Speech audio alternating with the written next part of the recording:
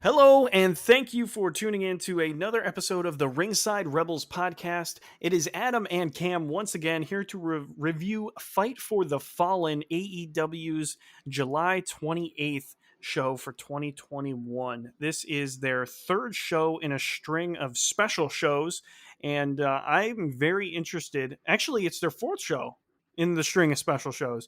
So I'm interested to go ahead and review that with you, Cam, to go ahead and get your thoughts on what was maybe the top show of this string of four shows that we have been reviewing over the past I'd 4 weeks here, or the I'd say past it was month this one. almost. Wow. This one's probably my So favorite. I'm super excited. Wow. Okay. We'll do that at the end. We'll review what our best show was, and then we'll review next week's homecoming show for AEW Dynamite as well. First off, though, starts off with the giant 10-man elimination match, pretty much Survivor Series, Elite and it's the Elite versus Hangman Page and the Dark Order. Hangman Page and the Dark Order get an awesome intro. They get a vignette with Hangman, and it shows every single individual member of the Dark Order, and then it shows how they were all working as teams, and then they all come out together. It's really great, Yeah, great I loved it. cinematic stuff. But then the Elite, just it was awesome. But the Elite won up the entire thing by coming out, and Justin Roberts is announcing them like they're at a basketball game. Goes, he's 6'6". He's never missed a shot a day in his life. It's Kenny Omega, and then he goes, the only member of this team from North Justin Roberts had a Carolina. great That part call was with Nick hilarious. Gage. The way he said Nick effing Gage was great. That was great. That whole main Oh event yeah. was great, but we will get to that. Don't worry. So and then I'm like, wow, that was interesting for the introduction, and then Space Jam starts playing, and I go, oh my god. And then they all come out with basketballs and do a little dance. It was the cheesiest thing, but damn, if it wasn't awesome. The crowd popped for it. I liked it. I thought it was hilarious. Yeah. It was pretty great, just them shooting hoops and So wearing the Elite Squad jerseys, which looked a lot like just the Toon Squad jerseys, so that was cool. yeah, they ripped the logo pretty much one to one there. But I think it's cool because they were actually promoting the new Space Jam movie. It was some sort of deal, so that's how they were able to use the music and use their Yeah, logo. So that's pretty cool. I really enjoyed that. yeah. It was- So the match, it's a mile a minute as it starts up. It's going crazy. So eventually, the first pin, Reynolds does this awesome superplex on the outside to I think it was Carl Anderson. But back in the ring, Anderson pins Alex Reynolds with a roll up. And if anybody has listened to me the past couple of weeks, I've been kind of predicting that Alex Reynolds was not going to do anything in this one, unfortunately. And I was right. And then, kind of right after that one, they do a 4-on-1 deal on Carl Anderson. I don't know why they 4-on-1 Carl Anderson. And I mean, it makes sense because he went head to head with Moxley a couple weeks ago there. But they 4-on-1 Carl Anderson, and then the Dark Order hit their tag finish. I think it's called the Fatality to go That ahead is and such a cool pin move. The freaking Anderson. gory bomb into Uh, the cutter. That is so cool. that is really cool, actually. It's very creative, and it looks very Yeah. safe The too, gory which bomb's is just a nice cool move because that like nobody's going to kill themselves I while haven't taking seen the move. anyone but a Guerrero do the gory bomb. So it's cool to see other people using it. That's because most people can't pull it off the Evil right Uno way. does a pretty good job. I loved Evil Uno in this match. He wasn't in it for the longest, but I really enjoyed him. Yeah, he did do pretty good. Evil Uno, he was pretty entertaining. Usually, I'm not the biggest Evil Uno fan, but I did like him in this match, so I totally agree with you there. Next, Stu Grayson hits this insane move, and I wrote it down as the insane twisting springboard senton on the outside into every single I member thought of it the was like Elite. a spiral tap. Eventually, it leads to him and I thought it was like AJ Styles' spiral tap that he yeah, it forgot how to basically do, was. but yeah, that's pretty much it. He stopped doing it because he was having some major back I issues, remember actually, hearing from that he using said that like move he too much. forgot But how. Stu That's Grayson busted hilarious. out. I like that story a lot more than a proper Yeah. potential back injury, so I'll go ahead and say that he forgot how to do it too. So Gallows and Grayson get counted out after that insane move. And then Omega pins Evil Uno in the ring with the one winged angel. pretty short after. So then we get Silver, and it's Silver and Hangman versus the Young Bucks and Kenny Omega. John Yeah, Silver's going Silver putting crazy on in the work. outside. I mentioned this last week. This was going to be. I told you this was going to be the Silver Show, man. He did not lose any steam whatsoever, and he was really really good in this match too. So he's going around just knocking everybody out. Eventually, the Young Bucks get him on the outside, and I think it was Matt Jackson tries to hit a slam dunk on the little Yeah, basketball he net that they effed up. brought out, but he misses his shot. He misses his shot, but he hits the one that was important, the Indie Taker on the Yeah. outside. They get Silver in the ring, hit him with the BTE trigger, and pin him. So good run for Silver. Unfortunately, he just got in the way of the Now, Young Bucks. I just want to So say now this this is where the entire match gets time, really as soon as it intriguing. went to 2v3, I'm like, okay, if John gets eliminated, I don't want Hangman to win. You know what I mean? I don't want Hangman to pull a John Cena and defeat all of them because that'd be really stupid. Yeah, I kind of agree with that. That's almost like John Cena with the Yeah, Nexus deal, exactly. where he beat like three of them in a row after taking a DDT to I concrete. It's like, oh hated my that. gosh. So, yeah, I totally agree with you there. Oh, God, dude. Nexus, that killed the Nexus, Oh, it man. It did. really did, because it's like, But okay, so they can't beat up old what's his name, Bret Hart. They can't beat washed up Chris Jericho. They can't beat newbie Daniel Bryan. And then out comes the John freaking, Cena, whatever. what was uh, it? I got really so tired of the 3-on-1, and the ref just kept letting it happen. I hate this referee. that happens It's so in every often. Young Bucks match, and Yeah, I this hate it. is just, I'm tired of it. it's not even the point of heel heat at this point. It's just follow the rules, At man. least It's like, try. I get it, you're cheating, but the ref is right there, and the ref should technically be doing something. They haven't written in this Rick Knox as a part of the storyline yet. I'm pretty sure they mentioned it on commentary, but they haven't like straight up showed any footage of the Bucks paying him off or I mean, anything he like even tries that. to So stop if they them from go ahead and cheating do that, later. then yeah, I guess it's the story. When Does he he tried taking the really? belt from Kenny, That's weird. Oh yeah, you're right. That's so weird. And it's like, why? I don't know. either your It doesn't referee is matter. crooked or he's Let me go incompetent. ahead. Pick I one. have. I'm going to go with both here. Let me go ahead and hit the highlights of this match, because there were a ton of them. So after Silver goes out, it's the Bucks and Omega versus Page, which is basically a reorganization of Revolution 2020, where it was Hangman and Page, or sorry, Hangman and Omega versus the Young Bucks. So it's all of his former friends against him, instead of just two of them and him with a partner. At one point, all three of the elite line up like the end of Revolution 2020. I don't know if you remember the end of this match, Cam, but what happened was Hangman was holding the ropes on the outside after they won, and Kenny was in the middle of Matt and Nick Jackson, and they were turned with their sides to Hangman. It was like Omega was going to go ahead and turn on Hangman, actually, and everybody was theorizing who's going to turn on who, because this is a perfect emotional match to have somebody turn. At the end of the day, nobody turned, but they teased it a couple times. They redid this spot in this match. Also, in Revolution 2020, there was this spot where Matt Jackson spat in Hangman spat in Matt Jackson's face. And Matt Jackson gets really pissed. And then in this match, Omega spits in Hangman Page's face.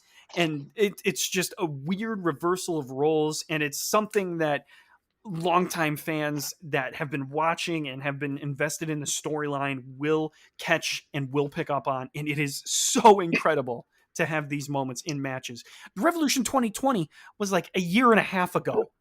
And it's insane the consistency that they can go ahead and they can just pick right up right where they left off and make these callbacks and have people understand them, just due to how invested that people are in this storyline. So I am just over the moon with how they did this. Hangman does go a little Super Cena at the end of this match. He kicks out of a triple super kick. He kicks out of the assisted 450 on the ropes, and he does pin Matt Jackson actually at one point, because he hits a big double Hangman lariat I forget the Buckshot. buckshot lariat. That's what it is. Yeah. There was, oh my God. Did you hear the one spot where Jim Ross says, Hangman Page just pinned Kenny Omega, the world champion? And then Don Callis on commentary goes, No, he didn't, you idiot. That was two. That was awesome. Jim Ross incorrectly called the 3 count. Page kicks out of the belt shot from Kenny Omega after Omega does, in fact, hit him with the belt. I think the ref took away the AEW belt, but then it was Brandon Cutler. He just chucks him the TNA belt and I he love smacks that, him with by the the way. TNA belt. That spot's Hangman kicks out, hilarious. but that was Just, I hilarious. have That was really multiple great. It was a very belts. good way to go ahead and utilize. It was a great way to utilize the belt collector gimmick. So I'm all for it. Omega's been great, Yeah. honestly, in his role as kind of the kingpin bill collector here. So I'm definitely very invested. And then the one-winged angel hits Hangman. In the back of my mind, I was thinking, "Oh my God, are they going to have him kick out on Nah. free TV?" I Oh my legit God! told But Cody if he hits I it, wanted it's it so over. bad. They're I wanted saving it. it for a pay per view. I swear to you. They're saving it for whenever they I have the big know they match. have to If be, but anyone kicks out of it, it's going to be him. Like, yeah, I know. That was crazy. So Hangman gets pinned, and now Hangman is not the number one ranked wrestler. He has no way to Kenny Omega, no way to get his title shot. I'm wondering what's going to happen. Where do you think we're I going don't from know. here? We going to just throw CM Punk or Daniel Bryan at Kenny Omega? No, it's got to be Christian Cage. Christian Cage interrupted some sort of beatdown back when he debuted. If you Yeah, remember I do. that, he interrupted some sort of. I think it was the beatdown. It was the beatdown on Jungle Yeah. Boy. After Jungle Boy had his title match, he interrupted that and saved Jungle Boy. And then he interrupted one more. I think it was a beatdown on Moxley or something like that. So I think they're building for Christian Cage for Omega. For Hangman Page, though, I really don't know what the next step is. I think it might be Dark Order versus the Pinnacle. I'm not I really think they're sure, though. just going to let him simmer for a bit. Just I don't know. I think they need to be pulling the trigger, man. You hear so many times about people not pulling the trigger while they're hot, dude. I talked about it last week. Do you remember Rusev Day when that was hot? yeah. And they buried him as much as they could, and then they gave him the U.S. title, and then they made him feud with Nakamura, and then they made him and Nakamura a tag team. It was just, oh my gosh, it was bad. So I think they need to pull the trigger on something. Maybe he can beat Miro for the title.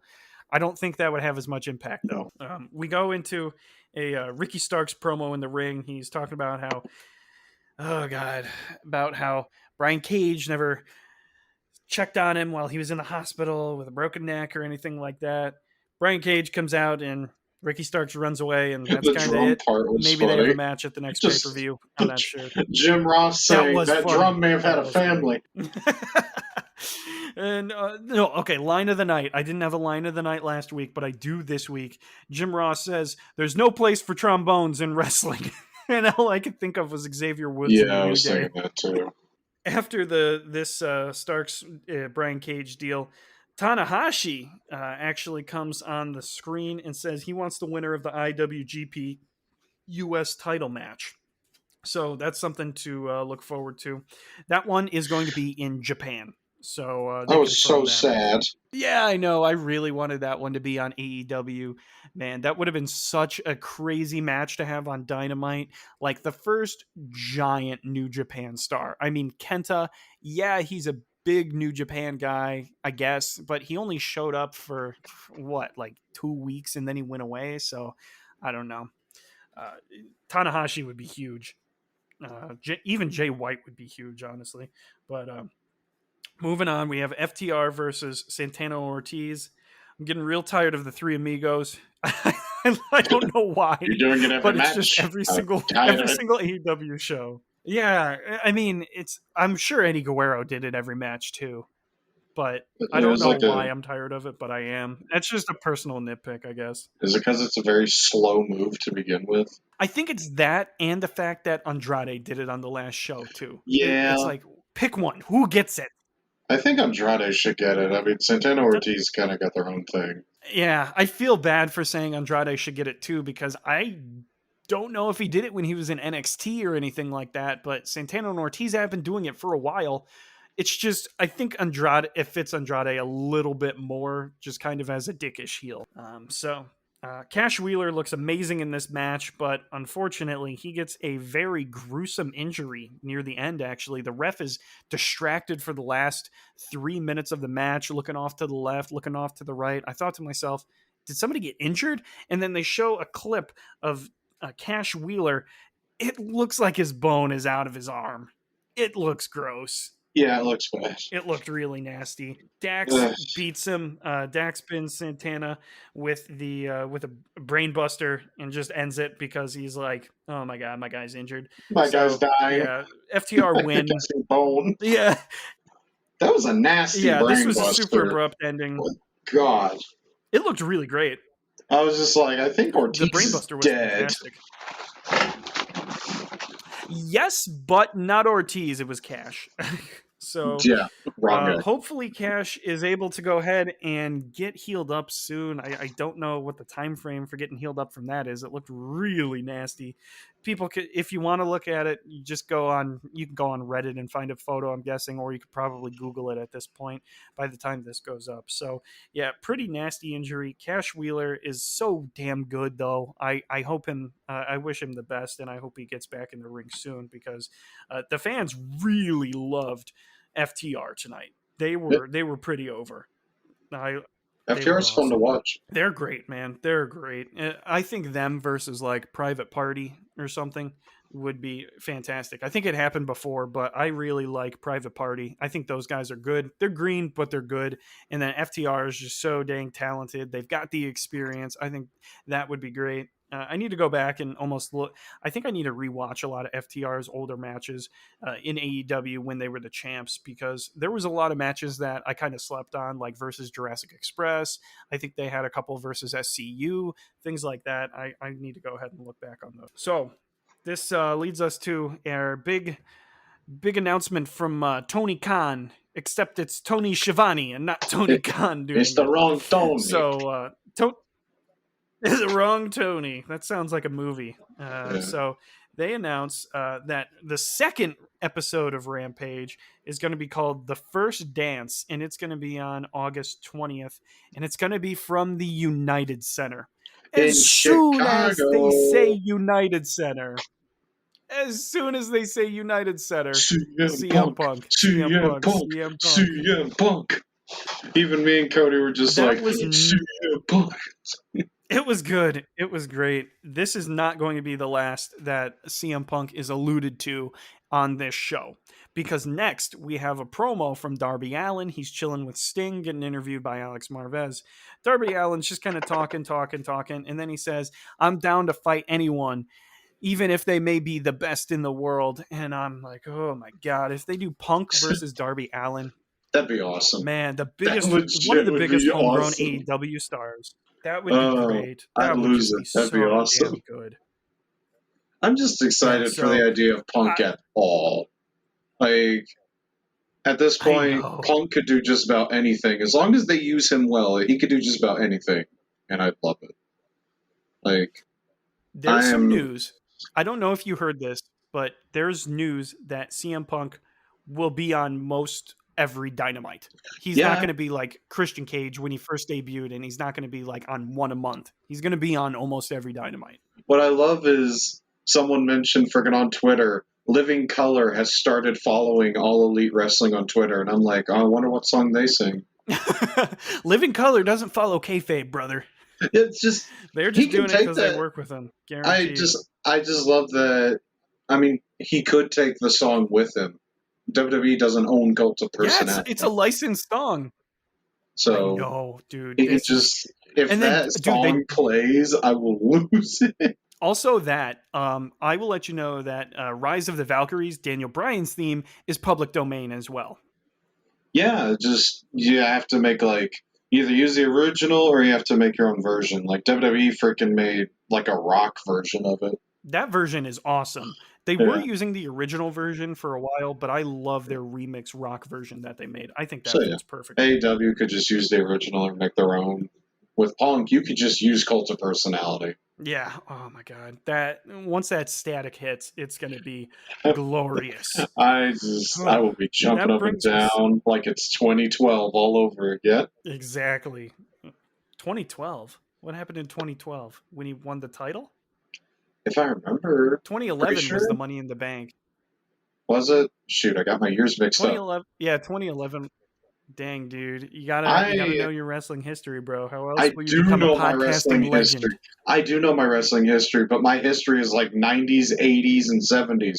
You Yeah, know you I'm know old classic school. history. I know the modern history. Yeah, you're Yeah, like, we're a good tandem that way, though. We're a good tandem. just So that yeah. brings us to our next match. It's Hikuleo versus Lance Archer for the IWGP US title. That is a mouthful. The King best part of the match, Haku. you texted me about it. Okay, the second best part of the match.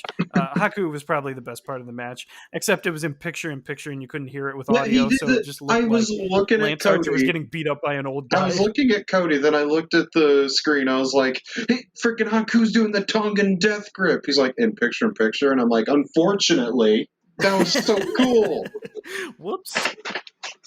That was pretty cool. I liked it. Him doing the hand motions and everything was super old school. I loved it. I loved that. Lance Archer does the Undertaker's old school where he does the tightrope walk, and then he turned it into a moonsault on Hikuleo. Hikuleo's 6'10. Lance Archer's like 6'8. You got two just hosses, I guess, going at it. It's crazy. Archer's crazy. He's super athletic.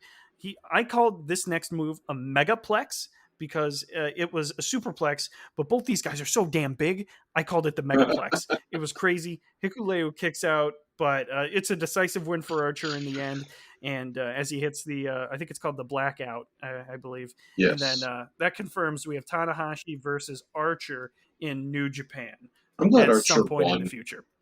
I'm glad Archer won this. I hope he Yeah, me keeps too. going. Yeah, he definitely needed some more steam after losing to Moxley back in 2020 and then losing to Miro back at Double or Nothing. Yeah, So this is definitely great for him to get some more momentum and move forward. He seemed pretty over with the crowd, not too over honestly, but I mean he was getting good cheers and he was getting a decent reaction. yeah. So next we have Malachi Black assaults Cody. I think he called himself Alistair Black in his promo he cut, something like that. But Malachi Black assaults Cody backstage, and Tony Khan's backstage. So I'm thinking, why did Tony Schiavone do the Tony Khan announcement when Tony Khan was on the show? It makes I've no sense. But okay, so I've whatever. like heard. Well, there was an announcement Tony Khan did. Like he came out after the show ended at one point, and he had trouble talking. Apparently, he has like some neurosis problem, to where he has a lot of problem when it comes to that kind of stuff. So I can kind of understand why they got Shivani to do it instead. Oh, okay. They were still billing it as like Tony Khan's big announcement Yeah, though, they so I just thought it was a shouldn't have little done weird that. that it wasn't him. Yeah, they just could have called it a regular announcement. They should put Mark Henry out there, man. Mark Henry hasn't shown up That would have been since he sick. signed. Yeah, They keep whatever. advertising him for Dynamite. Like, is he going to Do be a they? commentator on Dynamite or something? Yeah, he's in all the Do you promos mean for it. Rampage? Yeah, no, Rampage. That's what I meant. Got him out of here. Yeah. Yeah, I think he's a commentator on Rampage. He should be I'm down training for that. some guys backstage, though. He better be at least like guys Yeah. like Nick Camarado, and he should be training. He should be working with Lance Archer. I mean, I know Archer's already a professional and he's been in the business for so long, but still, I think he could learn some things from Mark Henry too. So, whatever. At the end of the day, he's going to show up eventually. I don't know why they announced him so far in advance, but whatever. Um, Malachi Black hits the black mass on Fuego del Sol to finish out the segment. Not Next week, Fuego. it was very heartbreaking as a man who watched trampoline wrestling KBW. It was very heartbreaking to see Fuego, but it was also really cool to see Fuego get the crap kicked out of him by former Alistair Black. So yeah. Next, we have the Hardy Family Order, which is Private Party and Helico versus Jungle Express and Christian. Jungle Boy got 2 times Christian's pop, is my opinion. I think he's more over than Christian, and I think Christian should have came out to Jungle Boy's theme. I know they paid for Christian's theme or whatever, and they want him to have his own deal, but I think Jungle Boy is just on fire right now, man. He's awesome. Um, Basically what happens is the Jungle Express win. Luchasaurus keeps throwing people around like it's nobody's business. There was a triple suplex spot where Luchasaurus grabs Angelico, who grabs Mark Quinn, who grabs Isaiah Cassidy, and he suplexes all three of them. It looks super fake, but I thought it was funny. um, I have down Jungle Express should get a tag title shot. I think. What are your thoughts on that against the Bucks? No, I love Jungle Express. Luchasaurus and Jungle Boy are great. I agree. I don't know if they should win just because of the prestige of the belts at this point, honestly, but I think that would be a great match. Mhm. So, also, they were talking up Cage versus Omega, Christian Cage versus Kenny Omega on commentary. So that might be the main event for All Out. I'm not sure. Blade at the end of this match, though, runs in and hits Christian Cage with brass knuckles. Sets up Christian Cage versus the Blade next week. I'm happy seeing more Blade. It's stupid build up, but I'm happy seeing more Blade. So whatever. Um, Yeah, Next, I mean, do you have any comments on this one? I mean, it was pretty cut and dry. Easy win for the baby faces. it kind of happened, you know. Like, God, Hardy family can't win. They've I can't think of No, the they're last the time job they won. squad, man. They're definitely the job squad. Yeah, I'm glad Yeah. Luchasaurus got to do stuff because he's been gone for a while. That's true. It's always nice to see him shine, especially when he's in there with the smaller guys because he's just so much bigger. And it's really cool to see him there in there with a bigger guy too. Actually, so I don't know. I think Luchasaurus versus Lance Archer would be a pretty cool match if we ever get to see that. That would be sick. Yeah. Julia Hart versus Thunder Rosa was next up.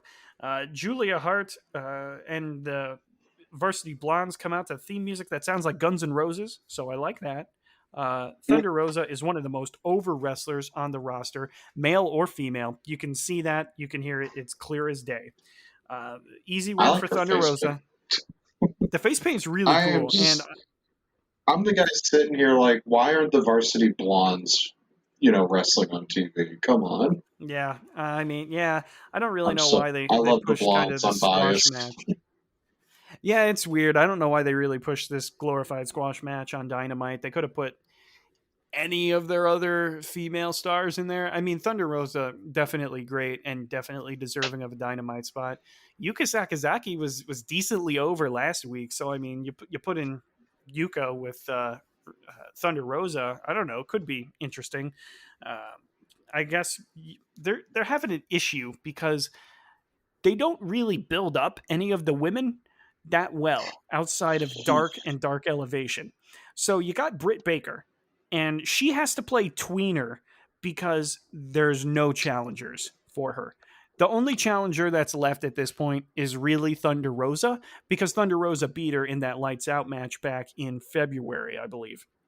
So you got a really weird situation where Britt Baker has to play babyface for Nyla because nobody's going to cheer for Nyla, but she has to play the heel for Thunder Rosa because nobody's going to boo Thunder Rosa because she's just a fantastic worker. And then everybody also still chants Britt Baker's like DMD deal after she does her promos. So she's stuck in a weird purgatory where she has to play both sides at once because the crowd's going to cheer. The crowd loves Britt Baker. She's awesome. She's one of the most over women. She's one of the most over wrestlers as well, just due to her promos, her personality, and everything like that. So it's just a very odd situation to have her play both heel and face at the exact same time, and one more than the other based off of who she's facing. But still, I don't know. It's interesting. I think we got Thunder Rosa versus Britt Baker at the pay per view. What about you? No, yeah, probably. Yeah, I don't really see much else that you could do with Britt Baker right now until you build up somebody else. Maybe Yuka Sakazaki if you build her up well. I mean, I don't like her, but the crowd does. So whatever. And then next we had Moxley doing a promo. Actually, it was great to see him. He said, "Sorry, I couldn't be here at the show. I was last time you guys saw me, I was covered in barbed wire and I was having trouble getting out." So he cuts a promo against Tanahashi to go ahead and start off with. Says, "Tanahashi, you in New Japan, you guys are scared of me. As soon as I lose this title, the IWGP US champ can go to Japan now to go ahead and fight you. I never got to fight you." And then he lists off the guys he faced and beat, like Suzuki Gun, and there was another big match that he had that's escaping me right now. But he basically says, I'm gonna go to Japan, or you guys are gonna come here and we're gonna fight. So maybe Moxley versus Tanahashi. I think that would be a great pay-per-view match at All Out. I don't know if they're gonna do it, but I think that would be cool. Yeah, Also, it'd be cool. Moxley versus pretty much any of the top guys in New Japan would be pretty cool. It'd be nice to see Moxley versus Shingo, the current IWGP Heavyweight Champion.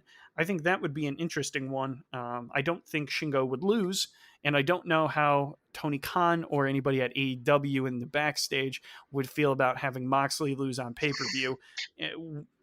I mean, they've done it before, but I don't know. He's lost a couple on pay per view. I think they want to give him a win eventually here to Yeah. go ahead and just keep him hot. Uh, so this brings us to the final match of the night. Your favorite match, I'm guessing. Honestly, it might have been my Yeah. favorite match too. It's definitely between this and the opener. But Nick Nick Gage versus Chris freaking Jericho. Gage. Gage. At the I love start, Nick Gage. MJF, before the match even starts, MJF comes out with popcorn and he's got plaid shoes on. His nameplate says "Loving Life" on the top of it. Loving life. That's awesome. Gosh. Did you write down extensive notes about this match? Do you want to walk us through it here, Cam? Because I know Nick Gage is your guy. I don't know if I remember everything. I didn't have time to write stuff down because I was too busy just losing it. That's fair. Let me go ahead. I'm going to go over some stuff. You pipe in, tell me what I missed, or talk about some things. So it starts off.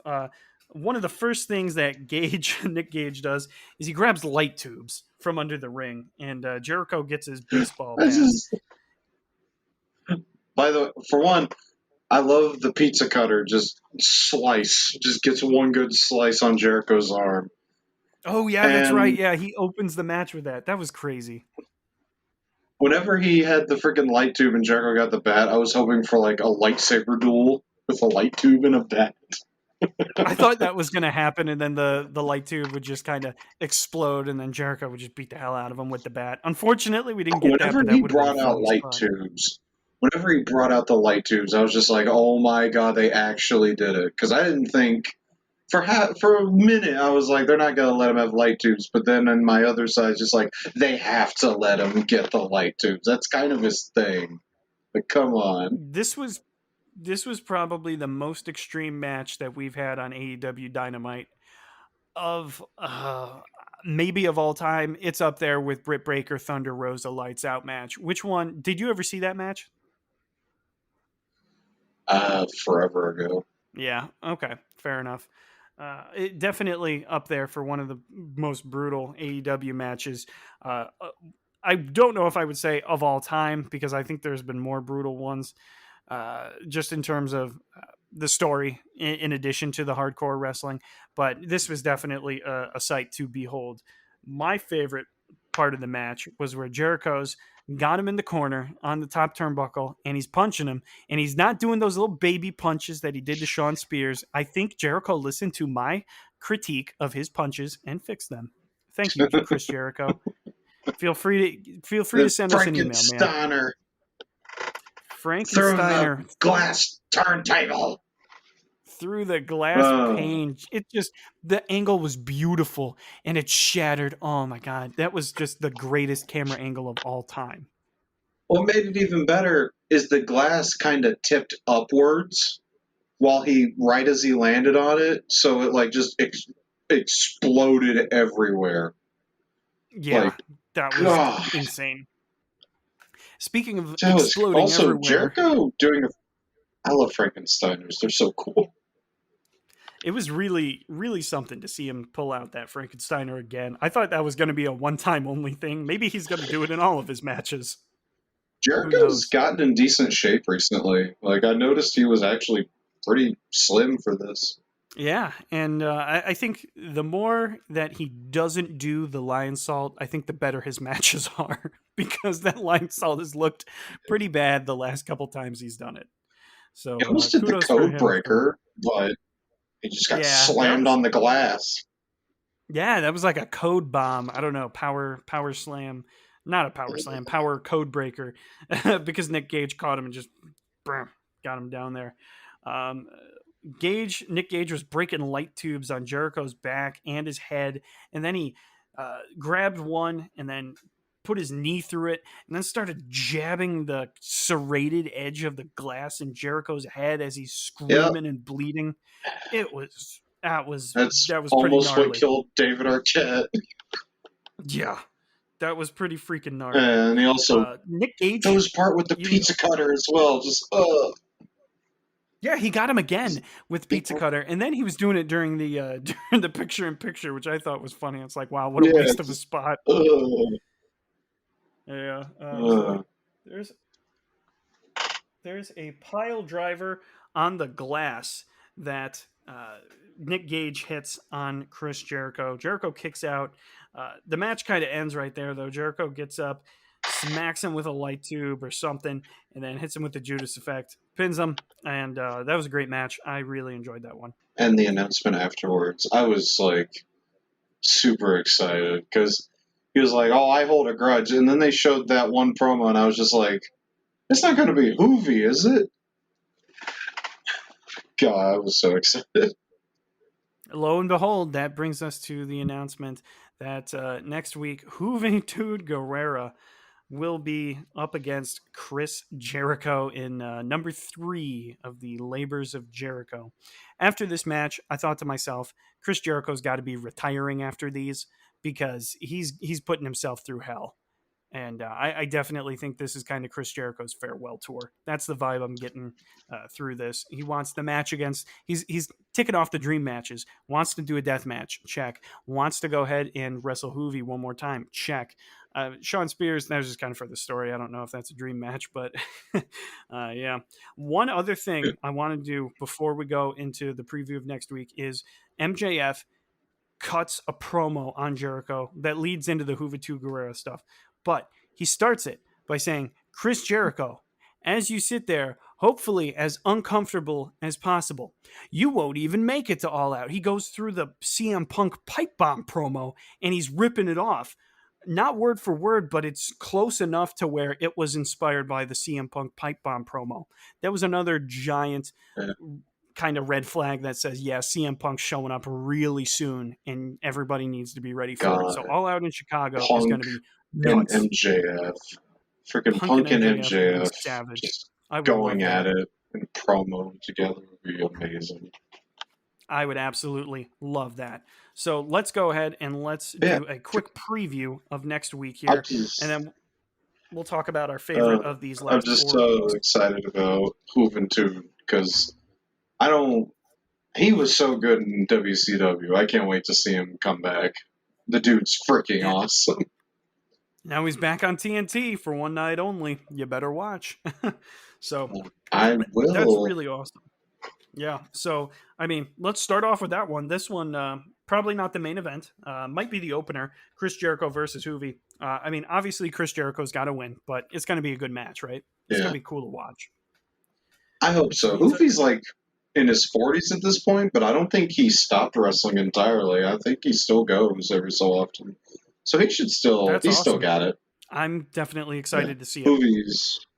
I'm excited. If they can just pull off the kind of magic they do in WCW, I'm excited. I mean, the crowd's going to be hot for it because these guys are this AEW crowd is a crowd that knows their wrestling history. So I'm definitely happy to go ahead and see excited to see what this crowd reaction is going to be like. So let's go ahead and move on. Another pretty much foregone conclusion. We got Miro versus Shoddy Lee Johnson. Still don't understand why he calls himself Shoddy. It's Shotty, but it sounds like Shoddy. Why would you call yourself shoddy? It means like you're shit, Either like you way, suck. he's dead. Yeah, he's gonna die. I was talking to you. I think this should be a squash match, easy super kick into a pin, something like that, just to go ahead and kind of pad Miro's title Maybe reign you so could have far. someone come out after and kind of tease Miro's opponent after that. I don't know. That would be cool. But Yeah, like I said, I still Miro's think it just should be been Jungle Boy. undefeated. Like, Miro's Yeah, just a dude, Jungle Boy versus monster. Miro might be on the pay per view. Miro's great. That'd be sick. Uh, that leads us to Christian versus the Blade. Kind of once again an obvious match to go ahead and predict. Christian's going to win this. There's no reason they would risk Christian's undefeated streak on the Blade. I love the Blade, but it's not his Yeah. time. It probably will never be, but whatever. I'm Next just one wondering is who they're gonna have beat Christian. Honestly, Kenny like Omega. I doubt this is going to become some gold. Well, yeah, if that ends up happening, I doubt they're going to have this be some Goldberg streak where it's like 170, whatever number they inflate it to. They can't inflate numbers Definitely around here. not. Yeah, they can. It's called AEW Dark and Dark Elevation. Yeah, but they can't. Yeah, but they can't be like, oh, Goldberg, who's only been here for like 2 months, has won out of 100 matches already. Like they can't just that's true. BS whatever number they want. Yeah, that's true. Brings us to the next match: the Bunny versus Layla Hirsch, number one contenders for the NWA Women's title. I was gonna say the US title. I think Layla's gonna win. I don't care though. I, I'll just go with what you said. Yeah, fair enough. So this next one, the main event, probably Cody versus Malachi Black. This one's gonna be hot, red hot. Malachi's This one's gonna gotta be win, insane. right? Dude, you would think that, but doesn't Anthony Ogogo have to win? Oh wait, I said that as well. I mean, at least Anthony was injured. There's that excuse. Malachi has no excuse to lose this. Like they can't make yeah. up some reason as to why Cody should win. My question is, Malachi Black wins. What's next? There's I have nothing no next. idea. There's no championship. But I don't to think go he over. should lose. He definitely shouldn't lose. That's true. Maybe Malachi Maybe Black have wins. it end in a no contest. I don't know. No, that's not happening. Maybe Malachi Black wins and feuds with Jungle Boy. I mean, I'm just slotting in Jungle Boy wherever I want to at this point, but Yeah, I think that would be. I think that would be a hot feud too. I'm a Jungle Boy simp, so my prediction is Malachi Black for this one. Ooh, well, yeah, they're going to be in the Andrade feud with Pac in a bit here. Yeah. So that brings us to last thing I want to go over before we stop this. It's been going on, man. We got a lot to talk about here. But favorite show of the last 4 weeks, I think it's got to be Fyter Fest Night 1 for me. I think that was awesome. What about you? I liked this one the most, but Fyter Fest This Night one was 1 is great, too. definitely a close second. Yeah, Fyter Fest Night 1 just had so much in it. I loved it. The coffin match was so too. good. It really was. It was better than it had any right to be.